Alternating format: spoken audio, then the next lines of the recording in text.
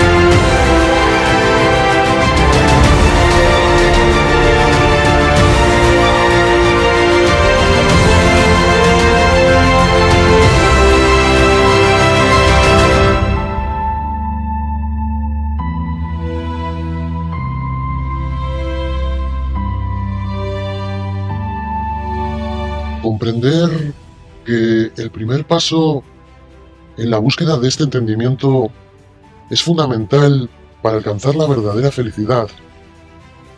Viene cuando eres consciente que esta solo se puede lograr cuando nuestra mente está en paz. Y para que todo esto suceda, debemos asociar nuestros pensamientos más profundos hacia la comprensión y hacia el conocimiento. Un conocimiento que logre por sí solo mantener este equilibrio en nuestras vidas. Si no llegamos a entender ni siquiera el qué somos, qué hacemos aquí, ni cómo es el mundo que nos rodea. Todo esto pierde sentido. Nuestra mente se bloquea y enferma, y nuestro organismo es incapaz de avanzar. Se ciega en una búsqueda incesante y desequilibrada que colapsa una y otra vez, chocando contra un muro que jamás conseguirá atravesar en búsqueda de respuestas a preguntas no correspondidas, y llevándote tarde o temprano hacia un camino en descenso, hacia la perdición y la locura.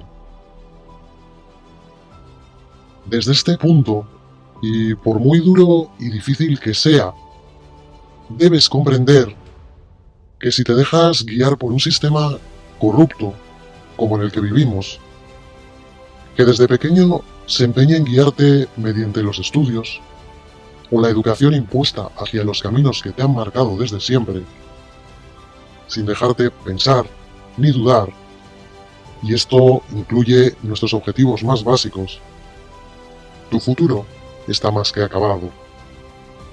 Creerás aprender cosas, creerás ser más inteligente que nadie, pero no serás consciente que lo único que has aprendido es a no ser capaz de solventar tu vida por ti mismo. Y, además de esto, serás capaz de localizar una triste frase en la página de un libro sobre alguien que dijo algo o alguien que contó algo en algún momento determinado. Todavía eres de los que cree que en un parque acuático una foca aplaude porque está feliz, o que un delfín sonríe porque le hace ilusión ver al público. ¿Crees de verdad que un delfín es feliz encerrado? Y sí, es cierto, habrás aprendido historia, habrás aprendido a despejar la X en matemáticas, quizá a poner una H, un acento, o, ¿por qué no?, a escribir a ordenador y ponerle los colores más bonitos para presentárselos al profesor. Igual que la foca aprendió a aplaudir. ¿De qué le servirá cuando tenga que cazar o buscarse la vida? Si te replanteas todo esto por un instante, te darás cuenta que cada vez que aprendes algo nuevo impuesto, te alejas más de tus instintos más básicos y sobre todo de tu objetivo primordial. Jamás sabrás, por ejemplo, sobrevivir por tu cuenta. Jamás sabrás buscar agua en un desierto o en un bosque. No sabrás ni siquiera orientarte, ni siquiera lo que significa contactar con la naturaleza. No podrás encender un triste fuego, o incluso serás incapaz de vivir sin un ordenador ni un bolígrafo. ¿Cómo obtendrás agua? ¿Cómo te podrás alimentar? O, vale, cosas más básicas y modernas en nuestra sociedad diaria. ¿Por qué no me enseñan a no ser engañado por un banco? ¿Por qué no me enseñan a hacer papeleos para Hacienda, que es algo parece ser tan importante en nuestra vida? ¿Por qué no me enseñan a compaginar mi vida con mi trabajo? Y aún más, ¿por qué no me enseñan a sanarme por mí mismo? ¿Eres consciente ahora de lo que sucede? ¿Eres consciente que hay alguien a quien no le interesa que seas inteligente y que dependas de él? ¿Eres consciente del sistema que te rodea y cómo se ha fabricado en tu contra para que seas dependiente? Desde un principio, y como vimos en vídeos anteriores, como en el de la primera temporada, el episodio 2, titulado ¿Qué somos?, nos ofreció las pautas para comprender que, en un principio, fuimos creados para ser libres. Creados primeramente y según estas escrituras, a imagen y semejanza de un ser superior. un dios. ¿Quién sabe si quizá en aquella época éramos dioses? O quién sabe si mínimamente éramos algo tan simple como creadores o arquitectos de nuestra vida. Desde luego, y si nos damos cuenta del mundo que nos rodea, podemos entender que por nosotros mismos tenemos la habilidad de crear. De hecho, hemos creado todo lo que hay en este mundo, todo lo que ves en él, aunque cada vez el conocimiento está más fraccionado para ser menos comprendido. Pero dirás, eso es bueno para el empleo, ¿no? A más trabajos, más puestos. Bien, puedes tratar de creer en ello, pero la verdad no es tan simple. ¿Ves acaso menos gente parada? ¿Ves mejor estructurado el sistema? ¿Encuentras más trabajo? ¿O en cambio ves a la gente cada vez más perdida y que cada vez se sienten sin un objetivo o sin un plan en la vida?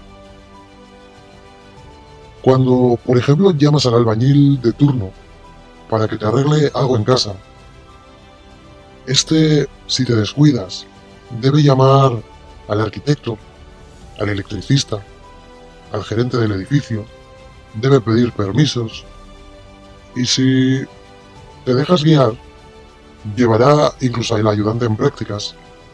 Y lo curioso es que nadie podrá empezar a hacer nada hasta que el anterior complete su trabajo. ¿Te das cuenta en este punto de cómo somos simples piezas de reemplazo en este sistema? ¿Te das cuenta que te han convertido en un nada para este medio? ¿Te das cuenta de la prisión que te rodea? Pero, ¿cuál es la alternativa, dirás? ¿Las hay? Imagina que en vez de eso, no te hubiesen educado hacia un sistema en el que las cosas te necesitan a ti. Imagina que estuvieses en un sistema donde realmente tú decides lo que necesitas y cuándo luchas por ellas.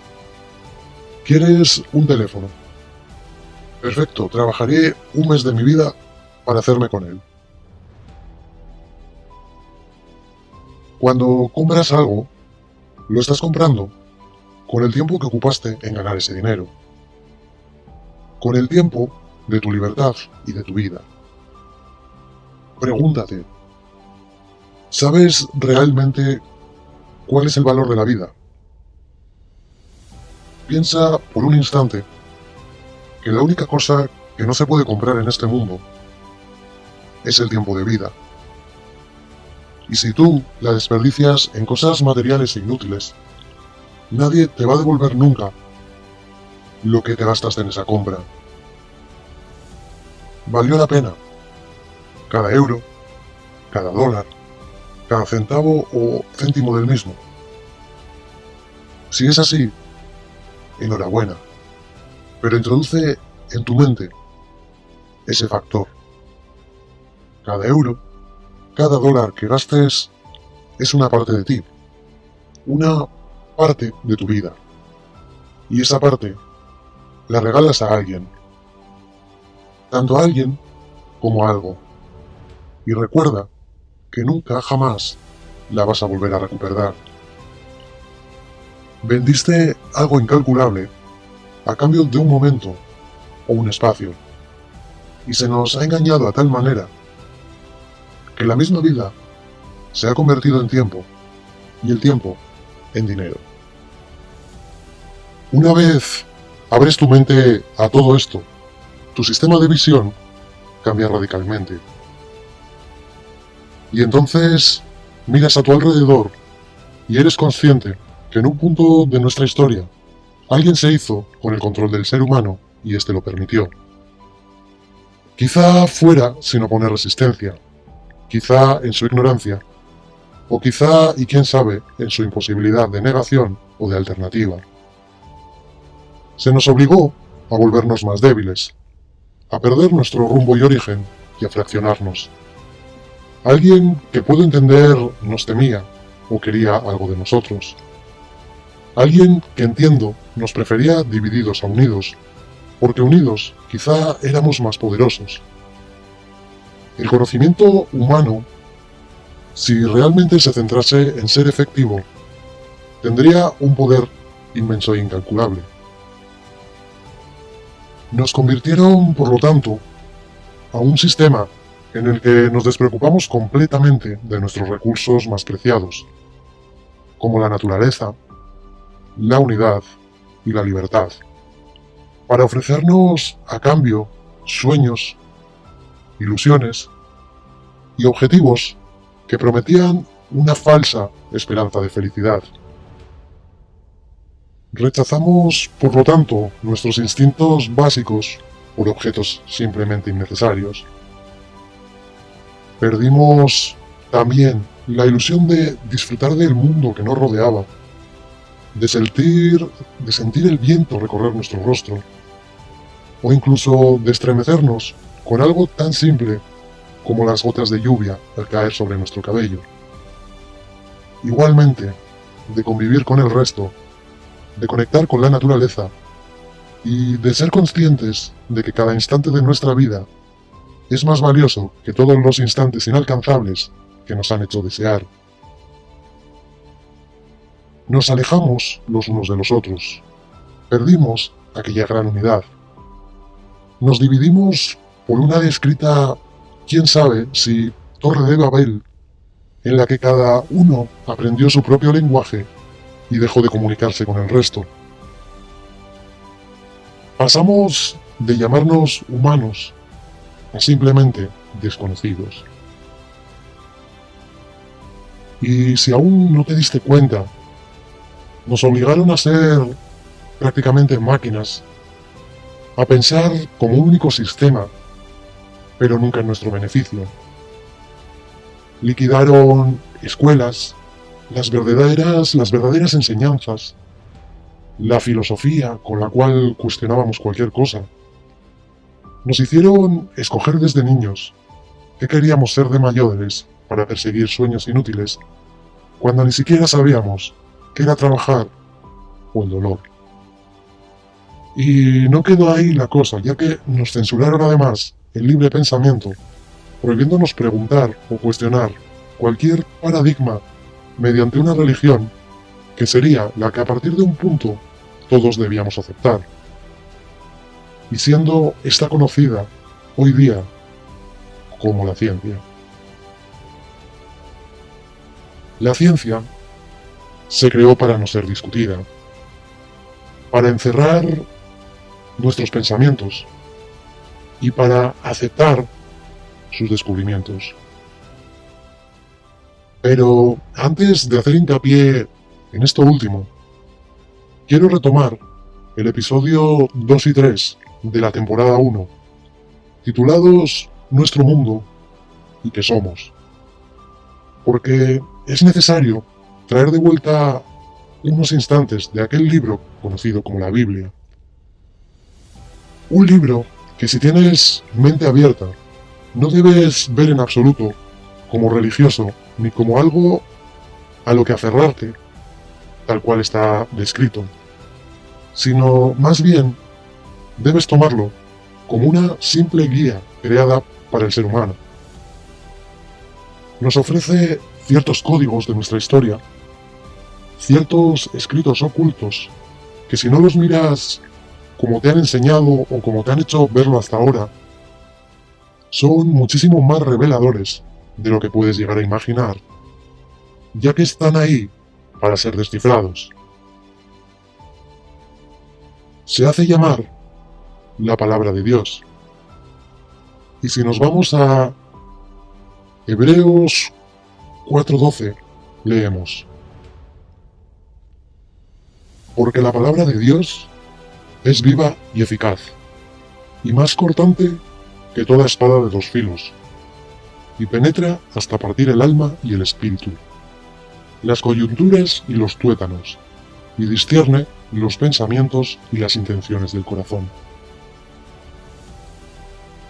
Si queremos entender su significado, el cual es descrito aquí, nos da a entender que se puso en tus manos para ser entendida y consultada.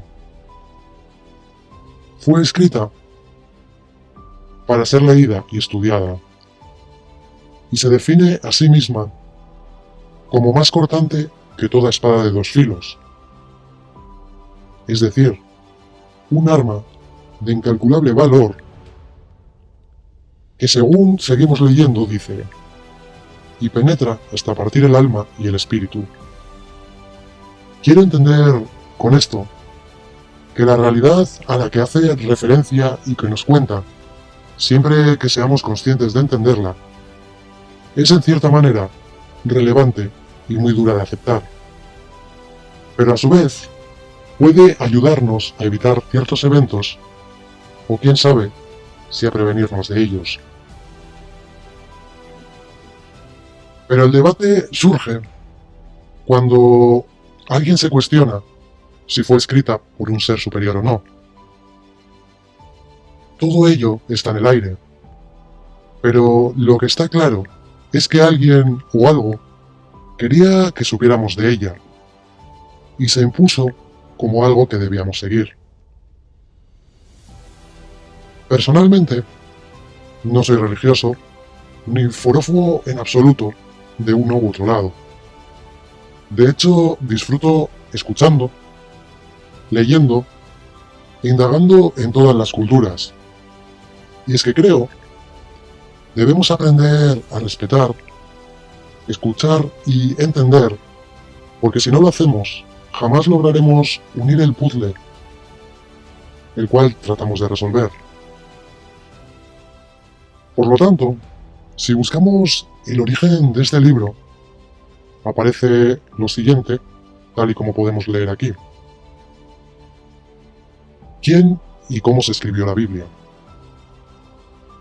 La Biblia, tal y como la conocemos, fue recopilada por primera vez en la historia en el siglo III a.C., cuando 70 sabios judíos fueron invitados por el rey Ptolomeo II a acudir a Alejandría, para aportar a la famosa biblioteca la historia del pueblo de Israel, lo que hoy llamamos el Antiguo Testamento. Durante meses, pusieron por escrito la memoria de miles de años del pueblo de Israel, desde Adán hasta Moisés, incluyendo los libros históricos, sapienciales y proféticos. Su trabajo se tradujo del arameo y hebreo antiguos al griego.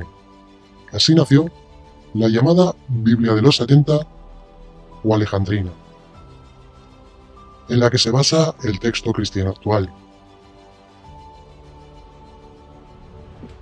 Pero para poder avanzar, debemos comprender primero lo que este ser creador quiso en un principio de nosotros. Porque avanzar sin saber qué éramos no nos llevará a ningún lado. Si echamos memoria atrás, os llevaré a un punto concreto donde nos preguntamos qué fue Adán. ¿Recordáis cuando hablábamos de que este personaje no fue un hombre, sino una humanidad? Pues bien, vamos a definir un poco más todo esto. Podemos leer: y creó Dios al hombre, a su imagen, a imagen de Dios lo creó, varón y hembra los creó. El día en que creó Dios al hombre, a semejanza de Dios lo hizo. Cuando se refiere a crear al hombre, tal y como leemos y ya vimos en el anterior episodio, fuimos conscientes que el conjunto hombre-mujer fue referido a aquella primera humanidad, aquella humanidad llamada Adán. Ahora sí, si profundizamos más en todo esto, vamos a colapsar nuestra mente en la siguiente conclusión. Al analizar las palabras siguientes, a imagen de Dios los creó, varón y hembra los creó, nos preguntamos, ¿cómo es posible que la imagen de aquel Dios sea representado como varón y hembra? Se nos presentan varias alternativas lógicas, pero ninguna concluyente y todas completamente abiertas a estudio. Por un lado, podemos pensar que existieron dos dioses, un hombre y otra mujer, siendo este ser consciente de lo que creaba desde un principio. Otra alternativa sería que aquel Dios nos creó como una energía o como algo muy diferente a la idea actual que tenemos del ser humano. Y como tercera y última opción, podemos pensar que el concepto varón-hembra ha sido manipulado y desterrado. Me decantaría por la opción 2, con algún hincapié en la 3, y te voy a explicar el porqué. Si nos vamos al Génesis 1, después de la creación del ser humano, leemos: Y los bendijo Dios, y les dijo: Fructificad y multiplicaos, llenad la tierra, y sojuzgadla, y señoread en los peces del mar, en las aves de los cielos, y en todas las bestias que se mueven sobre la tierra. Y dijo Dios: He aquí que os he dado toda planta que da semilla, que está sobre toda la tierra, y todo árbol en que hay fruto y que da semilla os serán para comer. Preguntémonos, llegados a este punto, ¿cómo es posible que el Creador diese ese encargo a un ser que apenas era consciente del mundo en el que vivía y que ni siquiera era capaz de vestirse ni de comprender lo que en sí mismo era ni representaba? ¿Cómo esta creación tan vaga iba a ser capaz de someter y dominar aquello de lo que no era consciente? Y por ende, alimentarse de peces, plantas, animales de la tierra, y más aún si ni siquiera todavía existían barcos, coches para viajar, aviones o trenes para desplazarse. Podemos pensar que hablaba quizá a futuro, quizá en vista a todo lo que estaba por venir. Todo esto se define más adelante, y continuamos leyendo. Y a toda bestia de la tierra, y a todas las aves de los cielos, y a todo lo que se arrastra sobre la tierra en que hay vida, toda planta verde les será para comer. Y fue así.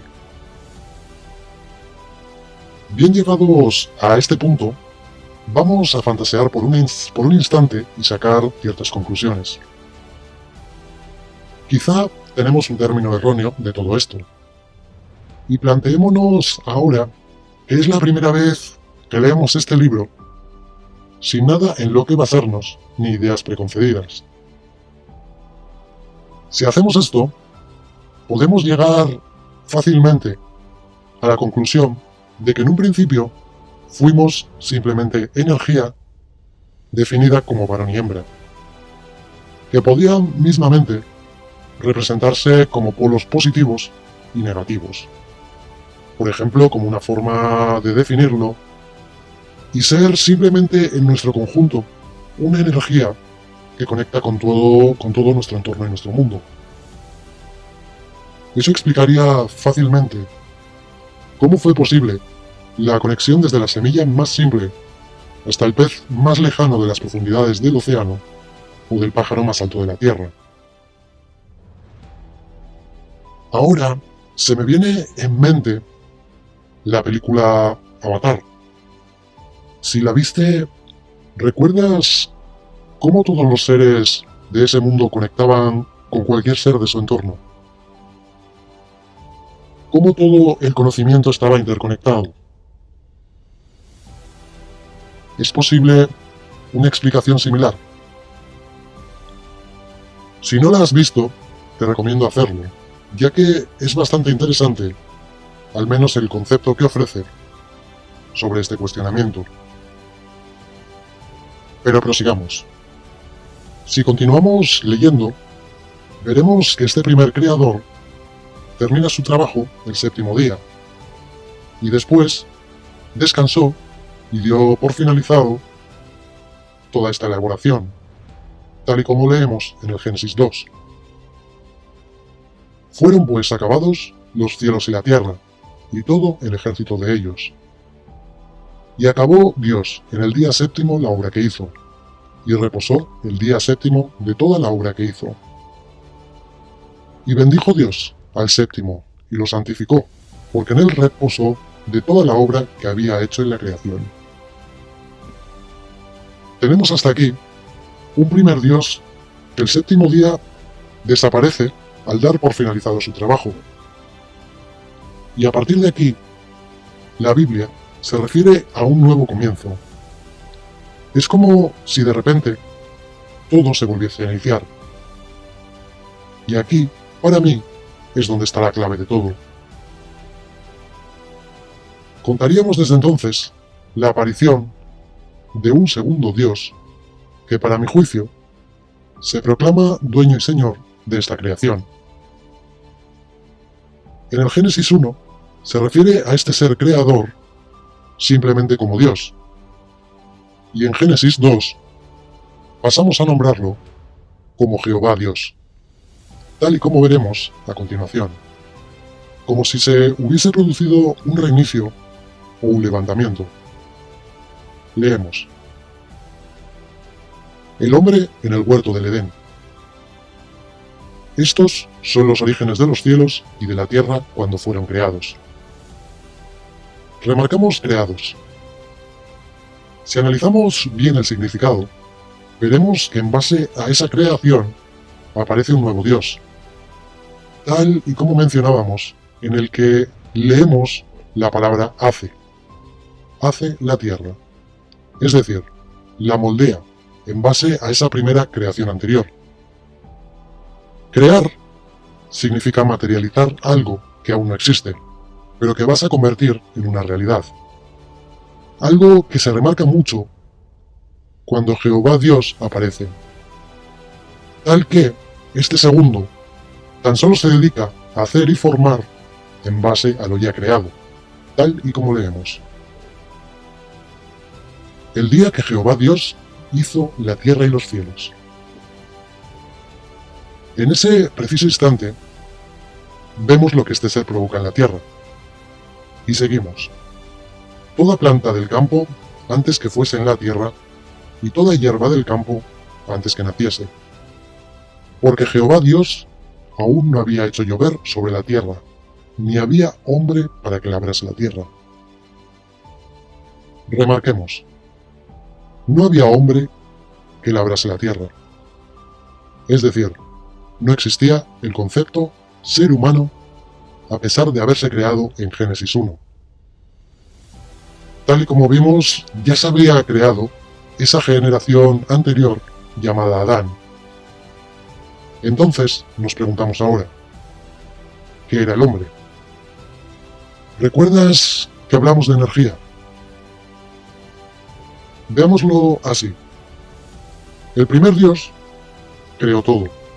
El segundo Dios formó la tierra. Aquí también podemos leer que ni siquiera había llovido todavía. Dato importante, ya que hasta entonces sucedía algo curioso que veremos a continuación y sin haber lluvia. Dice textualmente, sino que subía de la tierra un vapor, el cual regaba toda la faz de la tierra. Pregunto ahora, ¿era esto el ser humano? Vapor que alimentaba la tierra. Esa era la semejanza del ser humano con Dios, el todo y el conectarse a todo. Fíjate lo que Jehová hace después. Entonces Jehová Dios formó al hombre del polvo de la tierra. Remarcamos el polvo de la tierra, ¿Nos está hablando acaso de ese vapor del que hemos mencionado anteriormente? Seguimos leyendo.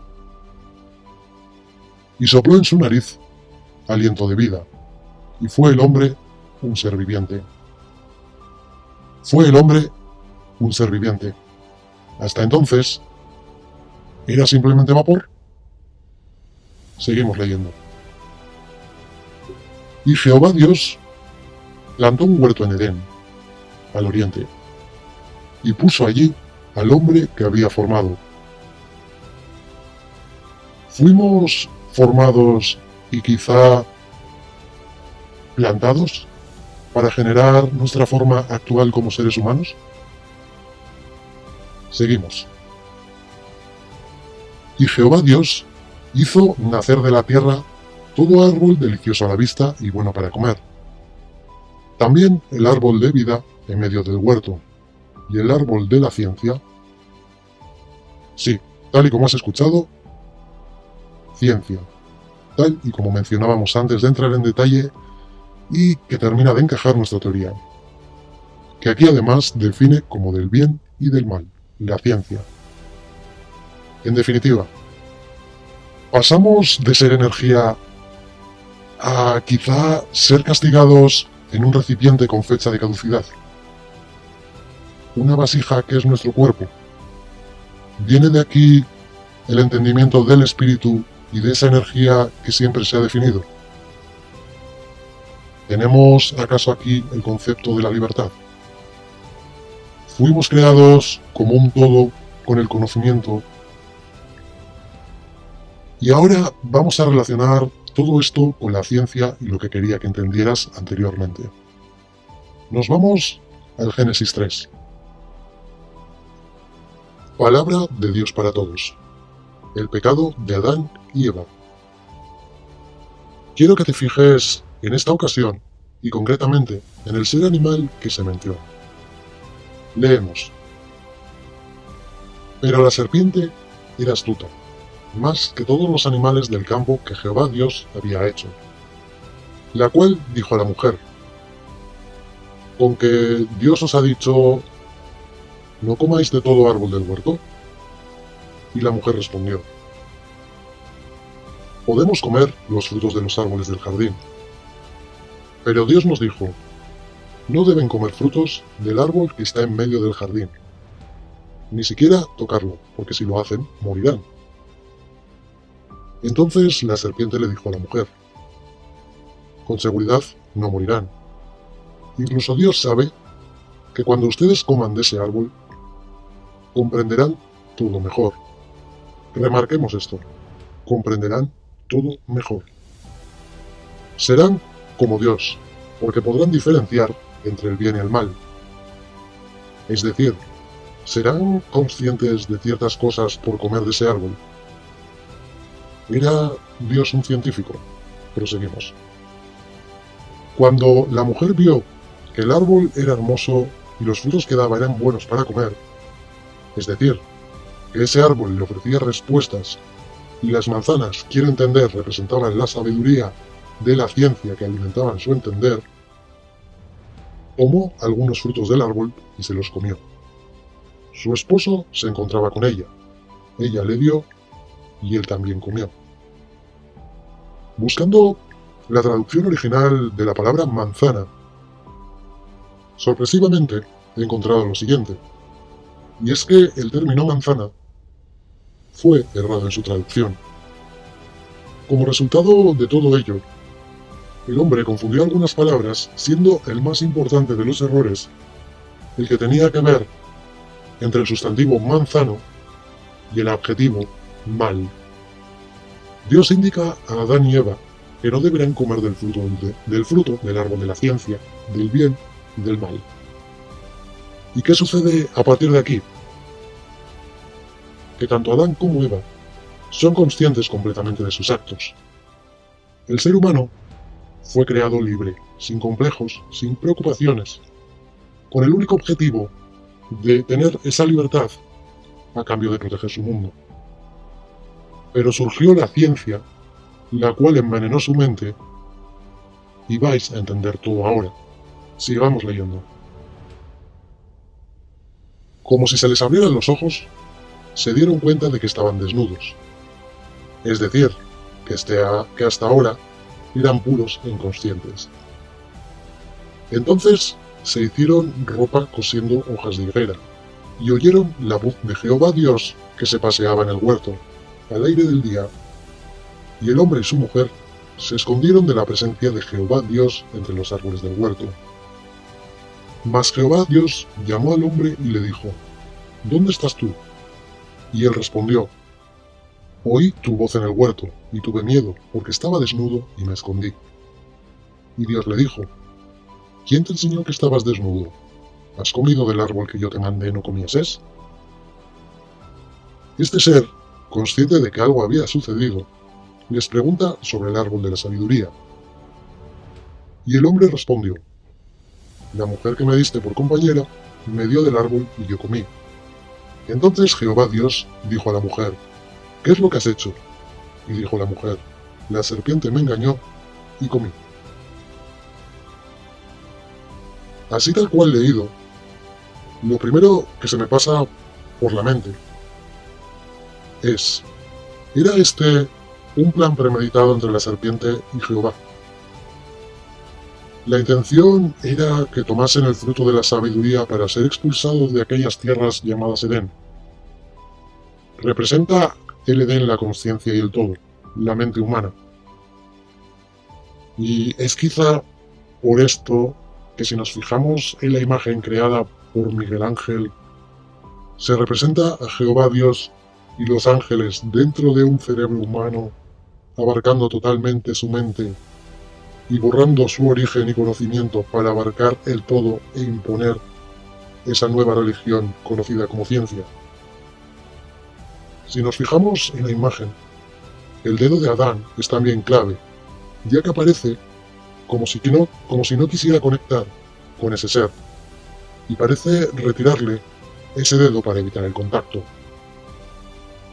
¿Es Jehová la ciencia y la mentira? ¿Fue quien aprisionó al ser humano? ¿Qué sucedió entonces con aquel primer Dios creador y bondadoso? ¿Por qué es tan vaga su representación en la Biblia? ¿Y dónde está toda esa parte de la historia? ¿Quién se la quedó y quién la guardó? ¿Con qué fin?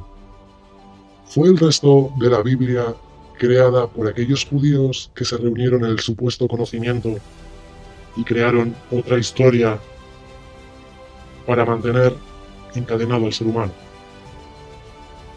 ¿O fueron otros seres? El mal fue representado en la Biblia por una serpiente, tal y como aparece en esta imagen. Y teniendo en cuenta esta imagen de la serpiente enroscada al árbol, quiero que veas este logo. El logo de la Organización Mundial de la Salud. Y este otro de la medicina. Si buscamos el significado oficial del por qué esta organización escogió este símbolo de la serpiente, nos encontramos con la siguiente explicación. El emblema de la OMS fue escogido por la primera Asamblea Mundial de la Salud en 1948. Consiste en el símbolo de las Naciones Unidas cargado de una vara con una serpiente enroscada. La vara con la serpiente es desde hace mucho tiempo símbolo de la medicina y la profesión médica. Su origen se remonta a la historia de Esculapio, venerado por los antiguos griegos como dios de la medicina, y en cuyo culto se utilizaban serpientes. El emblema de la OMS forma parte de la propiedad intelectual de la organización y no puede ser utilizado por terceros sin autorización expresa por escrito. Preguntémonos, ¿realmente la Organización Mundial de la Salud basó su logo en la vara de Esculapio? ¿O es la misma Biblia, en cambio, la que nos avisa de estas organizaciones y del estar atentos a toda esta simbología oculta?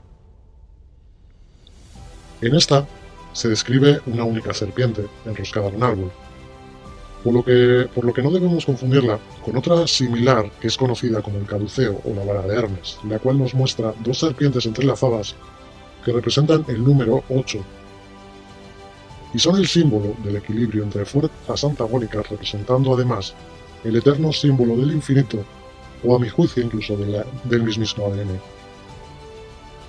El caduceo, a diferencia del logo de Esculapio, suele ser representado como símbolo del comercio. De hecho, es utilizado como emblema en diversas instituciones dedicadas al estudio y enseñanza de las ciencias económicas. ¿Ves aquí lo curioso del tema? Vuelvo a repetir como siempre, que sois vosotros quienes tenéis la última palabra y quienes debéis sacar vuestras propias conclusiones. Pero para mí ha sido inevitable desviar poderosamente mi atención hacia esta representación, ya que casualmente ambas simbologías aparecen representadas por serpientes y estas se utilizan en instituciones relacionadas también convenientemente y casualmente con la ciencia, la medicina y la economía, que si nos damos cuenta son las tres instituciones fundamentales que aprisionan inconscientemente al ser humano en un mundo sin cuestionamiento ni libertad. Cuando la Biblia habló de los ángeles expulsados de los cielos, tengo la sensación de que aquel, llamémosle supuesto Dios Jehová, se adueñó de aquel mundo que nos pertenecía, y mandó a sus esbirros, los ángeles caídos, y quién sabe si las serpientes, para dominar y controlar al ser humano, con aquella excusa de haber desobedecido sus recomendaciones ante la sabiduría de la ciencia y cuestionar desde entonces todo el conocimiento y límites impuestos por el mismo supuesto creador. Todo esto que hemos visto chocaría bastante con la imagen que tenemos de la evolución y de un Dios que perdona todo, o de un Dios bueno y que es compasivo. El primer ser denominado Dios nos crea y nos deja, por llamarlo de alguna manera, libres con todo el conocimiento sobre la Tierra. El segundo Dios reinicia de alguna manera todo eso y nos aprisiona en este mundo, limitándonos completamente nuestro entendimiento y nuestra vida. Pregunto ahora, ¿quedó el ser humano en manos de este segundo Dios llamado Jehová? Un Dios que esclavizó al ser humano convirtiéndolo en ese ser viviente para labrar la tierra, es decir, para trabajar y olvidar su verdadero origen, para centrarse completamente en distracciones. ¿O fueron los siguientes y falsos dioses o seres expulsados del paraíso y castigados en la tierra quienes lo hicieron? ¿Los envió a propósito para asegurarse de que el ser humano jamás volviese a encontrar su camino ni su destino? ¿Quedó el ser humano controlado por estos seres? ¿Permitió a aquel segundo creador que esto sucediera? ¿Se volvieron estos ángeles caídos de los cuales ya hemos hablado, demonios, arcontes, con el poder sobre nuestras mentes? ¿Controlaron acaso nuestras instituciones y desde entonces nos controlan nuestras vidas y somos incapaces de verlos o diferenciarlos? En ciertos pasajes bíblicos se menciona que estos seres cambian su apariencia. Y si esto es así, nos preguntamos, ¿somos el escalón más alto de la cadena alimenticia? ¿Conviven estos seres con nosotros? ¿Están en otras tierras más allá de la Antártida o de los límites terrestres? ¿Tienen relación con otros seres como los grises, reptilianos, arianos, tal y como hemos visto en vídeos anteriores? Y si esto es así, ¿cómo se alimentan de nosotros? ¿Son conocedores de aquel conocimiento milenario y es nuestra energía la fuente de su alimento, al igual que aparenta que lo era el mundo para nosotros? Ahora, despierta y sé consciente que el primer gran paso para conseguir liberarte de esas cadenas que te atan a esta prisión, aunque no lo creas, es aceptar que estás esclavizado.